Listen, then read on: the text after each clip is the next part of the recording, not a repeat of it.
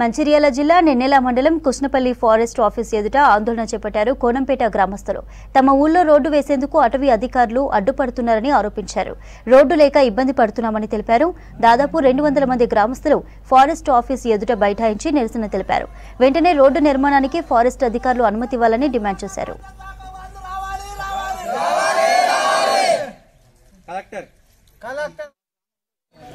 ఇంతవరకు రోడ్డు అనే సౌకర్యం లేదు. దాదాపు 50 సంవత్సరాల కళ అది. మేము ఎప్పుడు నెరవేరుతుంది అని చెప్పి ప్రతి రాజకీయ నాయకులు వచ్చినా కూడా మేము వాళ్ళని కోరుకునేది, మొట్టమొదటిది కోరుకునేది ఏంటంటే మాకు రోడ్డు కావాలి సార్ అని చెప్పాను. రోడ్డు కావాలంటే వాళ్ళు కూడా రోడ్డు ఇస్తాం, మేము గెలిచిన తర్వాత తప్పకుండా ఇస్తామని చెప్పి వచ్చిన నాయకులు అందరూ వెళ్ళిపోవడం, మేము ఓట్లు వేయడం అన్నీ జరుగుతూనే ఉన్నాయి. కానీ మా కళ ఇప్పటి వరకు నెరవేరలేదు. దయచేసి మేము కోరుకునేది ఏంటంటే మాకు రోడ్డు కావాలనేది మేము కోరుకున్నాం. గత సంవత్సరం 2023లో డిసెంబర్ నెలలో మాకు రోడ్డు పర్మిషన్ వచ్చింది, ఫారెస్ట్ పర్మిషన్. ఆ పర్మిషన్ వచ్చిన తర్వాత అది పంచాయతీ రాజ్ శాఖ సమితి వాళ్ళు తీసుకొచ్చారు.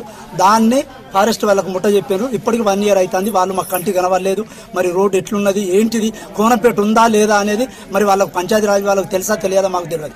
మళ్ళా అది పోతే మాకు మంచిర్యాల జిల్లా కలెక్టర్ ఉన్నారు. మరి కోనంపేట ఉందా లేదా, అసలు తెలంగాణలోనే కోనంపేట ఉందా లేదా అనేది వారికి కూడా తెలుసో తెలియదు. దయచేసి కలెక్టర్ గారికి కూడా మేము విన్నవించేది ఏంటంటే మాకు రోడ్డు కావాలి. గత 20 సంవత్సరాల నుంచి రోడ్డు కావాలని రోడ్ల మీదకి వచ్చి ధర్నాలు చేయడము, ఎలక్షన్లు కూడా మేము తిరస్కరించడం జరిగింది. అయినప్పటికీ కూడా కలెక్టర్ రావడము, ఎమ్మెల్యేలు అందరూ రావడమే కానీ మా రోడ్డు సమస్య పరిష్కారం చేయడం లేదు.